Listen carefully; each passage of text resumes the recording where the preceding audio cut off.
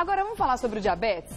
Tá aí um assunto bem preocupante, afinal de contas, quando a gente olha nos números, né, que não param de aumentar, não só aqui no Brasil, mas no mundo todo, realmente a gente fica alarmado com relação a essa doença. Também quando a gente olha os números das crianças, muitas crianças apresentando essa doença hoje em dia. E é importante a gente falar sobre esse assunto, porque 14 de novembro é o Dia Mundial da Diabetes, é celebrado o Dia Mundial da Diabetes, né? Ele foi criado em 91 pela Federação Internacional de Diabetes e pela Organização Mundial da Saúde. E essa data tem como objetivo justamente dar uma resposta a esse aumento alarmante que eu comentei agora há pouco. Para falar sobre esse assunto, vem comigo. Eu estou recebendo aqui no estúdio hoje o Dr. Vilmar Acúrcio, que é endocrinologista. Seja bem-vindo à revista, tudo bem? Tudo ótimo, e você? Tudo em ordem. Fique à vontade. Realmente esses números estão assustadores, né? O que você acredita que está acontecendo? Que diagnóstico a gente pode dar para a sociedade neste momento? É um comportamento generalizado de uma má alimentação? Isso já está sendo colocado, inclusive, na cabeça das crianças, de que a alimentação é uma coisa prática, uma coisa rápida, industrializada. Isso pode estar aumentando os casos de diabetes. Que leitura que você faz desse aumento? Com certeza é ambiental. É ambiental no sentido de mudança de costumes. Tá. As mudanças de hábitos alimentares nos últimos 50 anos foram os maiores da história da humanidade. Então, não dá tempo de se adaptar, se é que vai se adaptar a essa mudança toda, né? A oferta alimentar é muito grande. Tá. Quem tem hoje 50 anos, lembrar o que tinha no mercado quando era criança é totalmente diferente de hoje. E aí as pessoas, e não são coisas saudáveis na maioria, né? As pessoas vêm engordando, né? O sobrepeso é uma epidemia, a obesidade é uma epidemia. Há contaminantes ambientais que também predispõem a insulina a funcionar pior, a pessoa engordar mais, predispondo ao diabetes. Mas, para simplificar, é dieta mais excesso de peso. Tá. Esse é o grande motivo. E é um número assustador mesmo, né? Dependendo da estatística, de 8 a 10% da população do país. É muita coisa, né? 12 milhões de pessoas, é muita gente. E o que está preocupando muito é que as crianças estão tendo cada vez mais diabetes também, né? A obesidade está aumentando entre as crianças, sedentarismo, como você comentou, e aí reflete também nos números do diabetes. E aí as pessoas muitas vezes ficam achando que a causa é exclusivamente genética, e não, né?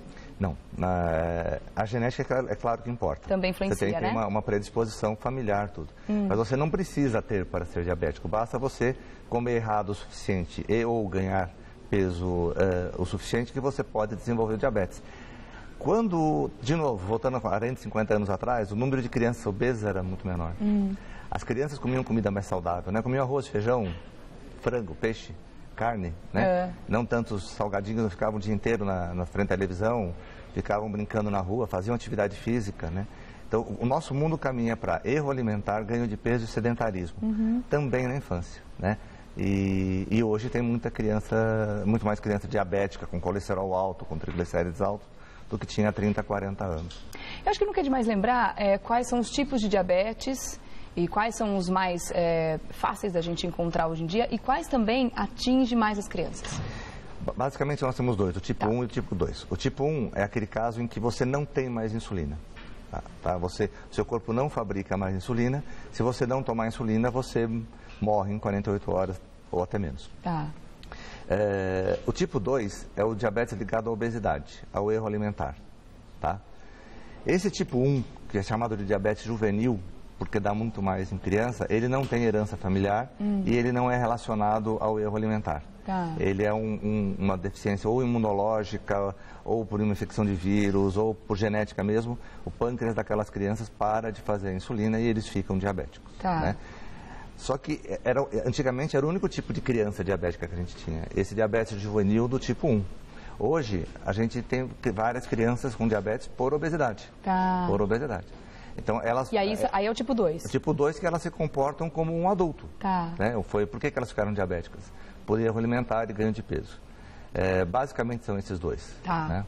Agora, como é que os pais podem ficar atentos também, a própria pessoa também, aos sintomas do diabetes para correr o mais rápido possível conseguir um diagnóstico? Os mais clássicos são uma sede exagerada, desproporcional ao calor, ao clima, uma quantidade de urina muito grande também, às vezes uma fome exagerada, e chama a atenção às vezes que tem muita fome, mas perde peso, porque a insulina é um hormônio anabolizante. A falta dela, o mau funcionamento, faz com que você perca peso numa fase inicial do diabetes. Não de um modo saudável, é uma consequência da doença. Embaçamento de vista, cãibra, fraqueza, estou sempre cansado e meio desproporcional ao trabalho que eu faço. Dificuldade na cicatrização também? Isso é o estágio final de alguns tipos de complicações. Isso no começo não acontece, não. E tem diferença do tipo 1 ao tipo 2, do tipo de sintomas que a gente pode perceber? Né? Do tipo 1, ele é muito mais agudo na hora que acontece, né? Porque assim, a criança não vem diminuir, ela vem diminuindo a produção de insulina, mas fica crítica de um momento para o outro. Outra. Aí ela entra até em coma. Olha que perigo. Porque a falta de insulina induz um tipo de alteração metabólica no corpo que leva ao coma. Então, no tipo 1 é muito mais agudo, tudo é mais intenso. Porque é o caso de um falta insulina, o outro ela não funciona direito ou não é suficiente. Então, quando tem falta, é evidente que a coisa fica mais aguda e mais agressiva. Tá. Agora, com relação ao tratamento, também muda de um tipo para o outro? Totalmente. Né? O tipo 1, ele é dependente de insulina. Ele precisa tomar insulina. Às vezes, 4, 5, 6 tomadas por dia, dependendo do tipo de tratamento que dá certo, né? Porque é por tentativa e erro. O tipo 2, às vezes só a dieta e o exercício físico já consertam. Às vezes a dieta, o exercício físico e medicações por via oral, aí a gente tem uma gama muito grande de medicações por via oral, cada uma fazendo uma coisa e tentando ajudar o paciente a ter o seu nível de glicose controlado. E tem alguns casos em que o paciente fez a parte dele, ele faz o exercício, ele faz a dieta, toma o remédio e mesmo assim você não chega num nível ideal de controle. Então a gente chama esse paciente de insulino necessitado. Ele não é dependente, ele não vai entrar em coma se ele não tomar, mas também se ele não tomar um pouquinho de insulina, ele não vai atingir o controle de glicemia que o médico quer. Então o tipo 2 vai desde uma simples dieta até dieta, exercício, medicação via oral, um pouquinho de insulina, todo junto para controlar. Bom, e o controle e o diagnóstico, teoricamente, são simples, né? A gente pode, inclusive, demonstrar como fazer isso aqui no estúdio. Agora, eu quero até chamar o Leão. Vem pra cá, Leão, vamos lá. Porque eu acredito até então que tá tudo bem. Pelo menos durante a gestação, foi a última vez que eu fiz os exames, estava tudo ok. Mas o Leão já tem uma condição alterada, né, Leão? Exatamente. Fica à vontade, pode sentar aqui, ó. Fica do lado do doutor aqui. Vamos fazer um testezinho nele? Esse teste, ele é 100% seguro? Ele pode dar o diagnóstico? A gente precisa realmente do laboratorial? Ele é assim, o diagnóstico do diabetes é o seguinte, você tem que ter em jejum uma dosagem de açúcar no sangue acima de 126. Tá? Ou ter um exame que chama hemoglobina glicosilada, que avalia como é que você varia a sua glicemia nos últimos 3 meses. Se esse exame der 6,5%, que não já é um diagnóstico de diabetes também. Então, assim, os aparelhinhos, em média, eles têm um erro de 5%. Então, quando eu falo que 100, deu 100, é de 95 a 105. Ou seja, é muito, muito próximo da realidade. Muito próximo do correto. Para fazer o da eleição. A margem de erro. Para você ter certeza que esse nível é diagnóstico, teria que estar em jejum. Você não está em jejum, né? Não está. Mas vamos ver o que acontece. Aí eu explico dependendo do resultado dele. Tá certo. Você tem um tipo de diabetes, Leão? Eu acho que é o 2, né? É o 2. Você já sabe. Eu acho. Algumas vezes já disseram que sim. Uma vez que eu estive no hospital, fizeram o exame, naquele momento estava alto e tal. Mas você lembra o valor? Não me lembro agora. Eu sei que o ideal é 126, não é isso? No máximo 126. O ideal é abaixo de 100. O meu 126 já é o teto, então. Estava perto, às vezes não. Então, qualquer dedo. O indicador e o médio são melhores. Vamos dar uma limpadinha. E aí você faz o controle como, Leão? Você cuida bem da sua alimentação? Tem um remedinho que eu tomo todo dia e deveria, né, controlar a alimentação. Mas nem sempre você resiste, né? Eu acho que o mais grave é a falta de exercícios, né? Que tinha uma época que eu fazia exercícios mais regularmente e tal. E atualmente eu não tenho feito por excesso de trabalho, essa coisa toda, né? E também... E esse exame que é simples, então ele pode ser um primeiro alerta, né, doutor? Uma primeira amostra de que alguma coisa pode não estar muito screening. E agora para baixo, por favor. Ele serve como um screening para eu saber se eu tenho uma pessoa que tem... Pode pegar esse algodãozinho aqui? Agora é sempre muito complicado a gente fazer esse teste, né? Devia ser feito mais, eu acho. Eu acho que sempre é muito... Como é que a gente faz? Quer dizer, isso... Dá para você explicar? O teste do... Por exemplo, o senhor está aqui agora comigo fazendo, mas no dia a dia, assim, como é que a gente pode fazer? As pessoas têm esses aparelhinhos em casa, né? Quem tem diabetes e precisa ter esse controle, o ideal é você ir ao laboratório e fazer o teste lá, tirando sangue da veia, estando em jejum. Sério, isso eu faço de vez em quando. Esse aqui é muito mais do que para diagnóstico, é para controle. Certo. Então, dependendo do que o seu... Vamos ver se eu consigo tirar mais sangue de você, que deu erro aqui no primeiro.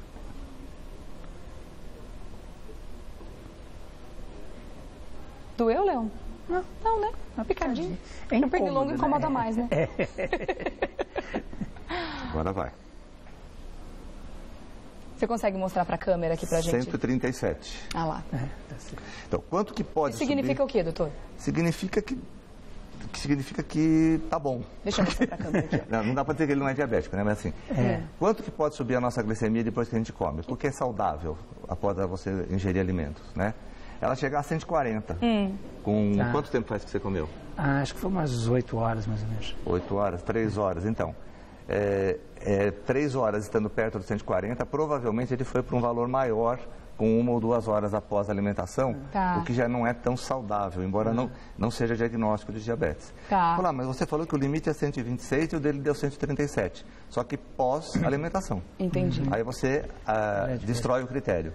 Entendi. Tá? Porque aí pode estar aumentada justamente por conta da glicose que está sendo agora não produzida. tem como estar alto desse jeito e não ser diabetes. Agora, uma questão, eu tomo um remedinho para controlar, né? Não vou falar a marca aqui, mas isso pode influir? Ajuda. Ajuda. Eu até imagino que você toma, que é o remédio mais usado nessas situações em que você tem uma situação prévia ao diabetes, né, não queria complicar, mas que chama de resistência à insulina. O paciente ainda não é diabético, mas a insulina dele não funciona direito como deveria. É como se fosse um aviso para ele. Né? Mas essa situação pode ser revertida? Pode, com exercício e dieta, sempre. A gente chama de pré-diabético hoje quem tem glicemia acima de 100, 101 e menor que 126. Então, muitas vezes a gente já começa com alguma medicação para auxiliar a resposta do paciente. Porque é muito fácil o médico falar assim, faz exercício e emagrece. Todo mundo sabe que isso é necessário. O paciente conseguir fazer isso de uma forma contínua e direta... E efetiva, né? O que eu vou ficar fazendo? Eu vou deixar o paciente, já está vendo, você não fez, você piorou. Não, eu tento ajudar com remédio. O meu endócrino falou uma coisa interessante na época. Ele falou assim, sabe qual é o teu problema? Você trabalha demais. Então você precisava... Mas isso eu não tenho dúvida. Ontem de manhã no Revista, à tarde no Gilberto Barros e à noite no Ratinho. Não, no Raul Gil. Raul Gil. Você dorme quando? Exatamente. E aí ele disse assim que eu compensava um pouco o trabalhar demais, me dando um prazer que era comer. Entendeu? E que é uma coisa psicológica mesmo, mas que eu sei, mas que é complicado. É muito bom mesmo comer, né? Esse é o problema. Esse é o grande problema. Vamos fazer o teste aqui só para comparar? Já que eu arrebentei esse dedo aqui ontem, vamos fazer esse. Bom, até a última vez que eu fiz esse exame estava tudo ok. Inclusive aqueles exames em jejum que a gente faz na gestação, né? Toma aquele monte de coisa que a gente não sabe como consegue beber tudo aquilo. Que horas hoje? A última vez eu tomei café às 7h30 da manhã. Já faz um tempinho. Já tô com uma fome.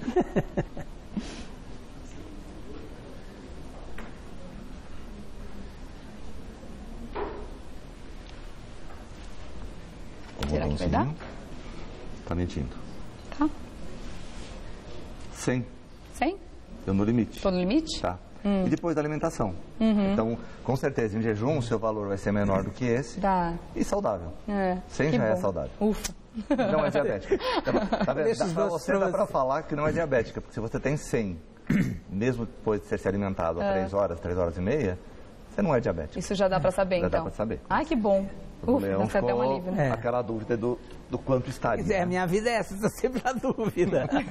E por conta da dúvida você acaba comendo, né? Bom, vamos falar de um assunto agora, continuar falando desse assunto preocupante, mas agora vamos mirar nas crianças. Eu quero que você assista a esse VT, porque o diabetes já atinge 1 milhão de crianças, isso só no Brasil, tá, gente? Por fora aí também, principalmente nos Estados Unidos, onde a obesidade infantil também é enorme, a gente também provavelmente tem números alarmantes para comparar.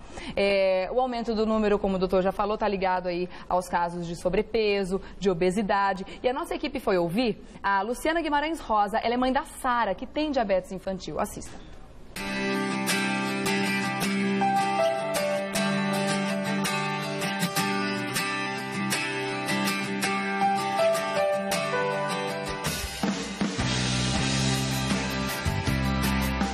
nome é Luciana, sou mãe da Sara. A Sara tem 7 anos. Ela foi diagnosticada com diabetes tipo 1 infantil com 5 anos, há 2 anos atrás. A gente descobriu a diabetes da Sara da seguinte forma: ela começou a perdendo muito peso e ter muita sede, uma sede muito excessiva, aquela fome excessiva, ela comia muito e estava perdendo muito peso. E fazia muito xixi, ela fazia xixi na cama, ela não conseguia segurar xixi, tinha noite que ela fazia 1 vez, 2, e foi perdendo peso e aquilo eu achei estranho. Eu falava com meu marido, falava com as pessoas, né? E aí todo mundo falava, não, mas a Sara está em fase de crescimento, é normal. E eu falava, gente, não é normal.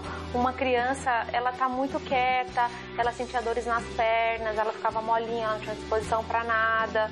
E aquilo me chamou a atenção. A pediatra dela já tinha pedido alguns exames de rotina, exames de sangue. E dentro desses exames tinha o exame de glicose.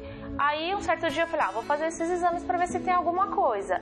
E a glicose dela deu alterada. Após o diagnóstico, a maior dificuldade para mim foi ter que aplicar insulina nela.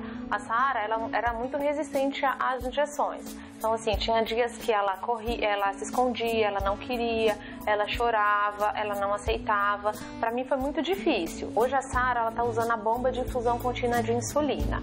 Quando ela começou a usar a bomba, realmente a qualidade de vida dela melhorou. Ela tomava 5 picadas de injeções por dia. Com a bomba, isso foi substituído por 1 picada a cada 2 dias. Então, ajudou muito na vida dela.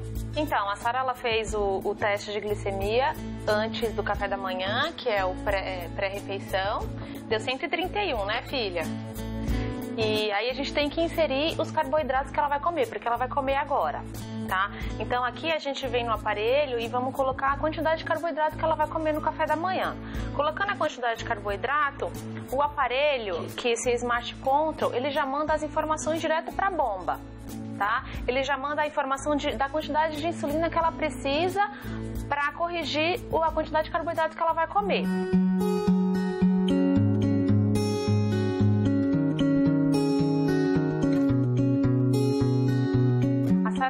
Come nada sem me perguntar. Mamãe, eu posso comer isso? Eu posso comer mais? E eu tenho que ficar sempre controlando. Não é que a Sara, porque ela tem diabetes, que ela não pode comer um pedaço de bolo, um brigadeiro. Ela pode comer, desde que seja tudo controlado. Se ela está usando a bomba hoje, é para facilitar a vida dela, para ela ter uma qualidade de vida melhor. Porque antes, tudo que ela fosse comer, a gente tinha que estar aplicando insulina com a caneta.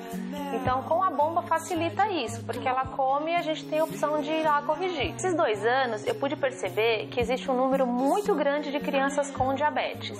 E assim, a dica que eu dou para os pais, para estar sempre atento com o comportamento da criança. Quando a criança estiver tendo muita sede, fazendo muito xixi, tendo aquela fome excessiva, aquele cansaço, fica atenta, porque pode ser um sintoma de diabetes.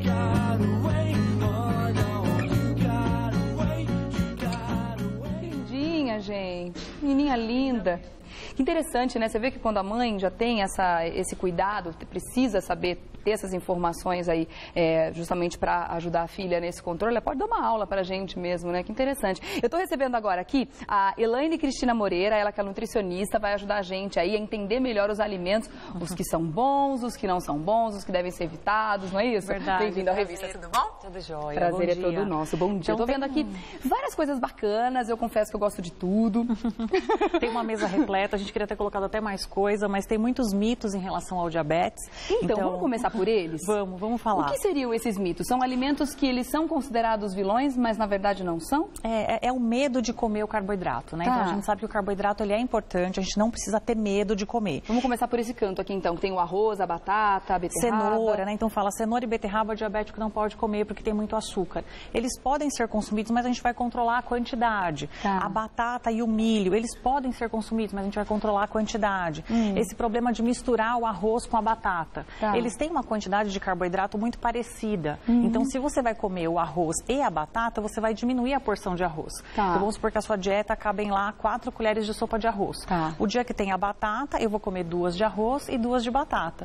E claro que se esse arroz for um arroz integral, a gente vai ter uma velocidade de absorção mais lenta. E eu não vou ter picos na minha glicemia. Então, optem por alimentos integrais, né? Isso a gente está falando, no geral, tanto para quem tem o tipo 1 quanto para quem tem o tipo 2. Exatamente. O controle é basicamente o mesmo na alimentação. Exatamente. Agora, a gente tem essa lista aqui de guloseimas que são irresistíveis mesmo, que são os alimentos que o diabético deve controlar. Isso. Mas também não é proibido consumir. Não, na verdade, Regina, eu separei aqui alguns alimentos diet, né? Então, são biscoitos sem açúcar, chocolate sem açúcar, creme de avelã. Então, eles podem ser consumidos. Na verdade, foram desenvolvidos até para o diabético. Né? Mas, claro que a gente tem que controlar a quantidade, porque eles têm gordura, né? Então, o panetone, a gente sabe que tem gordura. Um sanduíche como esse tem gordura. Com batata frita. Com batata frita, a gente sabe que a gordura é um grande vilão para o diabético. O problema cardiovascular vem de um consumo exagerado de gordura.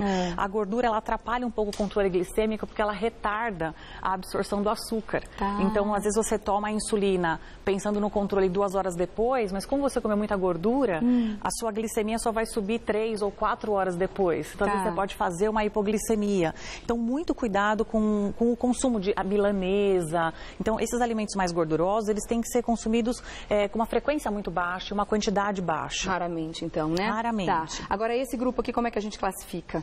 Eu coloquei como sendo os amigos, porque tem aqui os adoçantes, né? Então, a gente sabe que o diabético, ele deve substituir o açúcar pelo adoçante. A gente tem vários tipos de adoçante, né? Então, adoçantes à base de aspartame, sacarina, estévia, sucralose, né? Então, cada um deles que é o melhor. Existe um mito tão grande, né? A gente ouve falar que um é vilão, depois o outro começa a ser santo, aí o santo vira vilão de novo. A gente fica meio perdida nessa história do adoçante. Tem algum que você pode dizer que é o mais bonzinho dessa turma? Eu acho que se a gente for pensar, todos eles são permitidos, mas tem alguns que têm benefícios, né? Então, por exemplo, a sucralose, ela tem um sabor muito agradável. E ela vem da cana-de-açúcar, então não tem nenhum sabor residual. Pode ser utilizado por criança, por gestante. A sacarina, ela já tem um sabor um pouquinho mais amargo, que é característico dela. Ela é um derivado do petróleo, então fica aquele sabor um pouco mais residual, né? O aspartame, ele é doce, ele é gostoso, mas ele não pode ser aquecido. Ele se perde em altas temperaturas porque ele é uma proteína.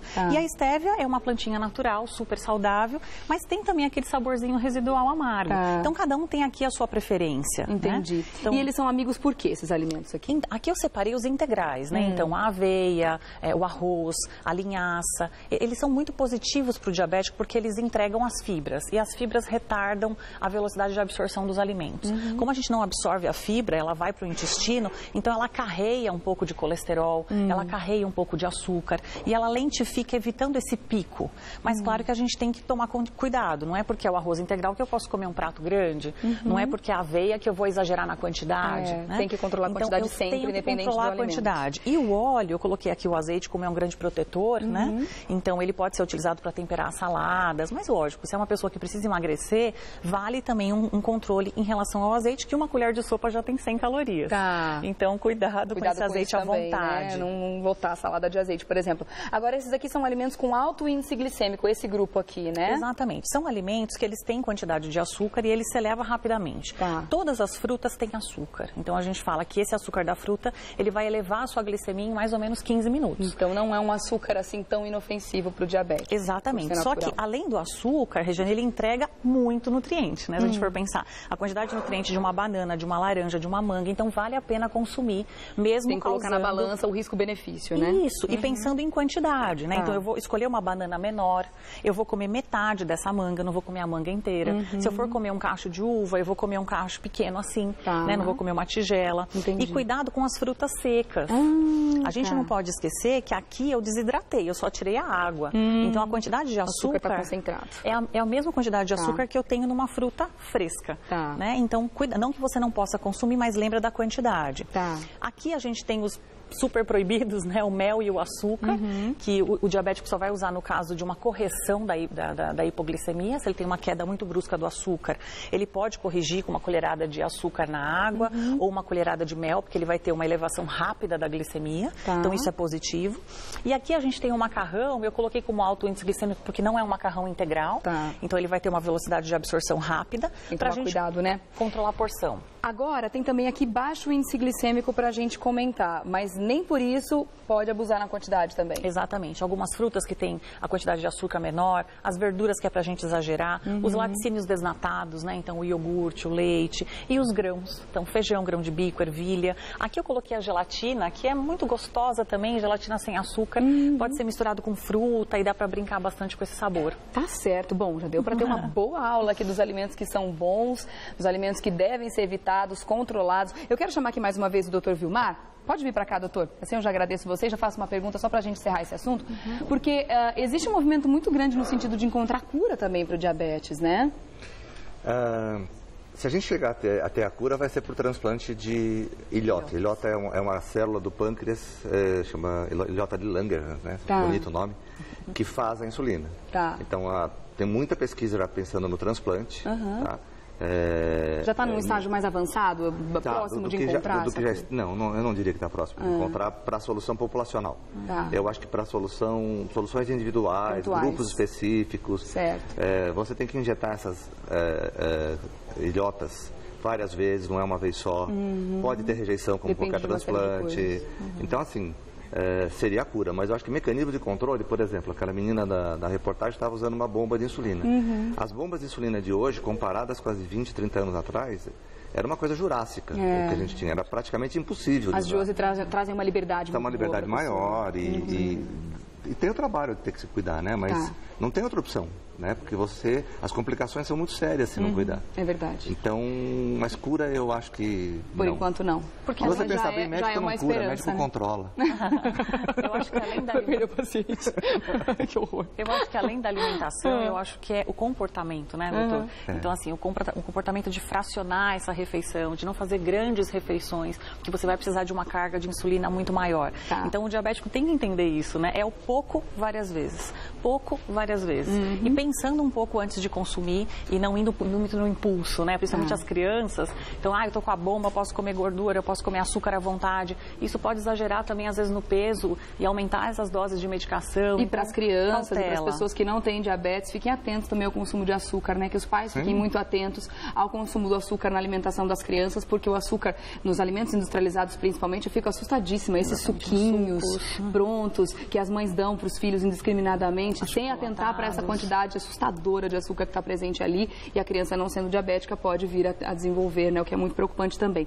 Bom, deixa eu agradecer então ao Dr. Vilmar. É uma pena ter que acabar, tem tanto assunto para falar sobre isso, mas eu vou convidar vocês a lembrar desse assunto em outras épocas do ano, porque apesar do dia 14 ser o Dia Mundial, né, da prevenção, mas para a gente não esquecer desse assunto, né, e ajudar aí as pessoas também a fazer essa prevenção, a ter um hábito de vida saudável, que é sempre importante. Dr. Vilmar Accurcio, endocrinologista, muito obrigada pela participação. E há também a Elaine Cristina Moreira, que é nutricionista. Obrigada. Eu quero lembrar vocês também de um evento que vai acontecer aqui em São Paulo entre os dias 8 e 13 de novembro, tá? Que é a ADJ Diabetes Brasil que está fazendo esse evento, né? Que está organizando. É uma campanha Diabetes Vida Saudável. Se você quiser mais informações, através do site você consegue. www.adj.org.br adj.org.br. Tem também aqui o e-mail da Elaine que eu vou deixar para vocês. elaine.nutri@uol.com.br elaine.nutri@uol.com.br. Muito obrigada, gente. Foi ótimo. Bom dia. Bom dia para você também. Obrigada, doutor. Fico feliz em saber que eu tô saudável. Pelo menos em relação ao diabetes, tá tudo bem. Obrigada, viu, gente?